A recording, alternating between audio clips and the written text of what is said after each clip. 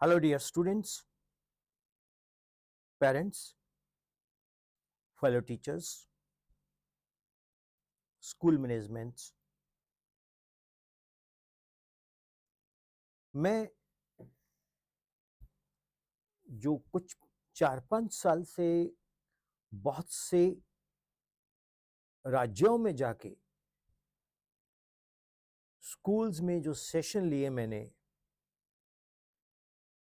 उन सेशन से मैंने एक चीज़ बड़ी स्पष्ट समझी कि स्कूल सिस्टम, स्कूल प्रणाली को अपने आप को रीबूट करना होगा। अब आप पूछेंगे सर ये रिबूट का मतलब? हमें वो जो पुरानी टैक्टिक्स है उसमें NEP 3 के फ्रेमवर्क में कुछ काम करना होगा। आर्ट्स और कॉमर्स में ये दिक्कत नहीं है जितनी कि साइंसेस में है। साइंस में जैसे ही बच्चा पहले कुछ साल पहले 10 से +1 जाता था तो उसके दिमाग में IIT और एम्स दो ही करियर उसके दिमाग में होते हैं कि मैंने यहां क्रैक करना है। होना भी चाहिए, अच्छी बात है। फिर वो देखता है कि क्या ये जो स्कूल में मेरा समय लगता है उसमें क्या मैं इस गोल को अचीव कर सकता हूं। जब वो उसको टेस्ट करना शुरू करता है स्कूल सिस्टम को, तो पैरेलल साइमल्टेनियसली स्कूल के बाहर भी जो हमारा सिस्टम है एजुकेशन का, जिसको हम लोग कोचिंग सिस्टम कहते हैं, उसमें भी वो टटोलता है।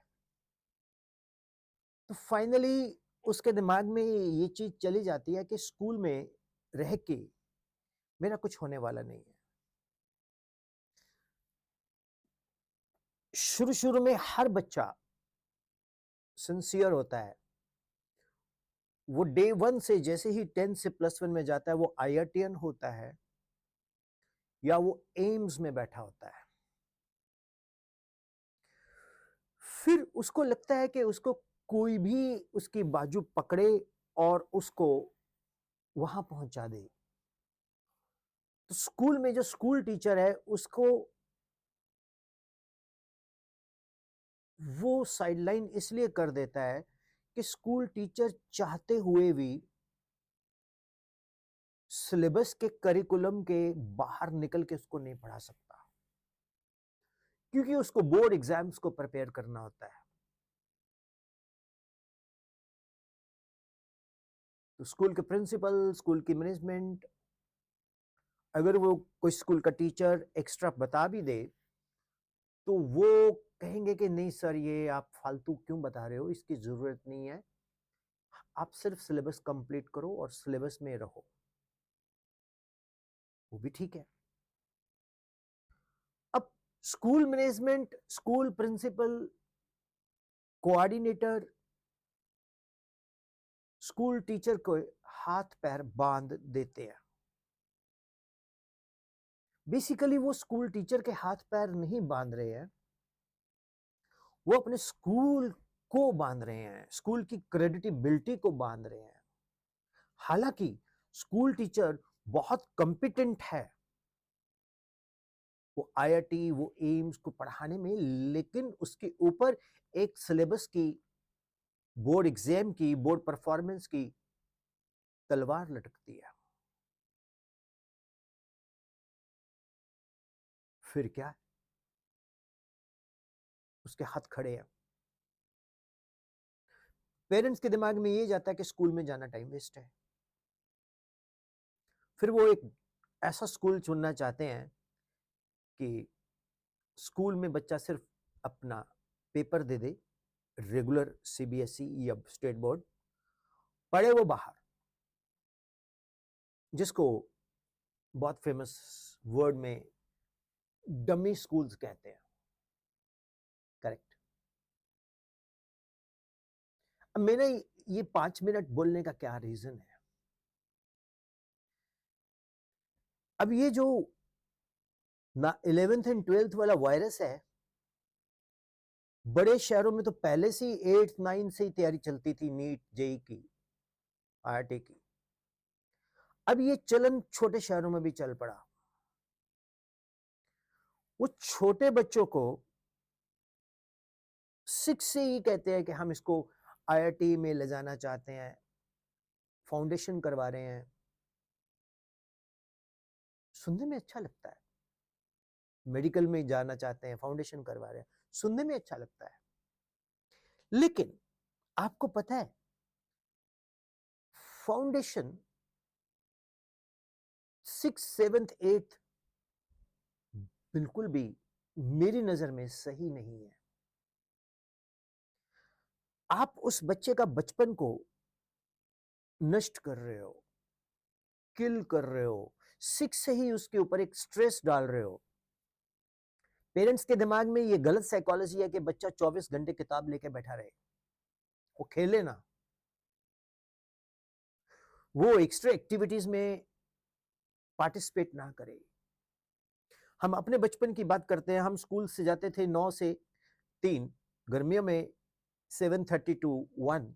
उसके बाद हम लोग घर आते थे, गर्मी हो सर्दी हो, क्रिकेट बैट उठाया, पैड उठाए, बॉल उठाई, ग्राउंड में चले गए, रनिंग करने चले गए, judo karate. Still I remember ring hall Patiala, Suraj sir हमें सिखाते थे, पंकज सर हमें क्रिकेट सिखाते थे ध्रुव पांडव स्टेडियम में।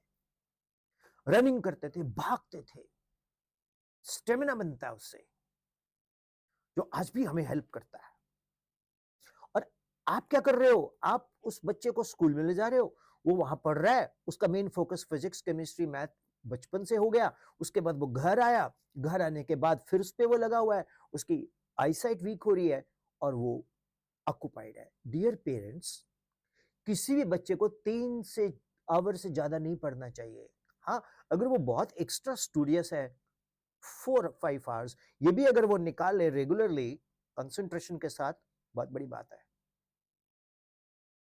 तो आप बच्चे की मेंटल ग्रोथ रोक रहे हो, आप बच्चे की फिजिकल ग्रोथ रोक रहे हो, आप बच्चे का बचपन खत्म कर रहे हो। अब मेरी आप बोलेंगे सर आप क्या चाहते हो कि बच्चा ना डॉक्टर इंजीनियर बने? मैं कहता हूं वो वर्ल्ड का नंबर 1 इंजीनियर बने, वो वर्ल्ड का नंबर 1 डॉक्टर बने। लेकिन आप स्कूल सिस्टम को साइडलाइन करोगे तो वो कुछ नहीं बनेगा, ये मेरा दावा है। और आप सक्सेस रेट उठा के देख लो, जब ये फाउंडेशन सिस्टम नहीं था तब भी मेडिकल और इंजीनियरिंग कॉलेज में सीटें भरती थी, आज भी भरती है, बल्कि आज तो इंजीनियरिंग में कई जगह खाली रह जाती हैं। तो डियर पेरेंट्स, सबसे पहले स्कूल सिस्टम को साइडलाइन मत करो, मत करो, मत करो। दूसरा, बच्चे का जो इंटरेस्ट है वो आपको भी पता है, बच्चे को भी पता है, उसके इंटरेस्ट के अगेंस्ट उसको फोर्स मत करो। तीसरा, मैं स्कूल सिस्टम को एक एडवाइस करना चाहूंगा कि वो अपने स्कूल में ही बहुत बढ़िया साइंसेस के अंदर टीचिंग फ्रेटर्निटी इंट्रोड्यूस करे। अगर लॉ परमिट करता है तो स्कूल आवर्स में आप बेस्ट टीचर्स को रिक्रूट करके बच्चों को, जो बच्चे साइंसेस में इंटरेस्ट लेना चाहते हैं, उनका एक अलग सेक्शन बना दें और उनको एक स्पेशलाइज्ड ट्यूटर से स्कूल में ही, स्कूल आवर्स में ही प्रिपेयर करवाएं। ओके, अगर आपको अच्छे टीचर चाहिए, मैं आपको हेल्प कर सकता हूं। मैंने ये एक सोच रखी है आपके सामने, आपको अच्छी भी लग सकती है, नहीं भी लग सकती है, वो मैटर नहीं करता, लेकिन मैं एक लॉजिकल बात करता हूं। अगर किसी स्कूल को अच्छे टीचर चाहिए जो कि स्कूल आवर्स में ही बच्चों को वही चीज प्रोवाइड कर दें जो स्कूल आवर्स के बाद बच्चे बाहर ढूंढते हैं, और जो वो प्रोवाइड करे उससे 21 होगा, रादर 23 होगा, 19 नहीं होगा। तो उसके लिए आप मुझसे 9814121996 पे व्हाट्सएप कर सकते हैं। मैं आपके स्कूल में विजिट करूंगा, मैं आपको अपना प्रपोजल दूंगा। अगर आपको अच्छा लगता है तो आप उसको ट्रायल बेसिस पे रन कर सकते हो। सो यही कहना था। वीडियो भगा भगा के देखो ना देखो, इससे मैटर नहीं करता। यूट्यूब एक ऐसा मॉड है जिसमें हर तरह की आपको व्यूअरशिप मिलती है। जीनियस लोग भी मिलेंगे, सुपर जीनियस लोग भी मिलेंगे, बाकी लोग भी मिलेंगे, तो सबकी अपनी अपनी चॉइस होती है। ये मैसेज अगर आपको अच्छा लगा तो जरूर बताइएगा। और स्कूल्स को मैं सपोर्ट करता हूँ, मैंने जितने सालों का एक्सपीरियंस है वो स्कूल्स को सपोर्ट करता हूँ। मैं उनको बेस्ट टीचर्स प्रोवाइड कर सकता हूँ विद ऑल दैट स्टफ जो फाउंडेशंस के लिए बच्चों को चाहिए। ऑफलाइन मोड में कह रहा हूँ, वो टीचर्स आपके स्कूल में ही रहेंगे, स्कूल में ही पढ़ाएंगे ऑफलाइन मोड में। ऑनलाइन मोड भी है, उसके ऊपर अलग से चर्चा करेंगे। Thank you.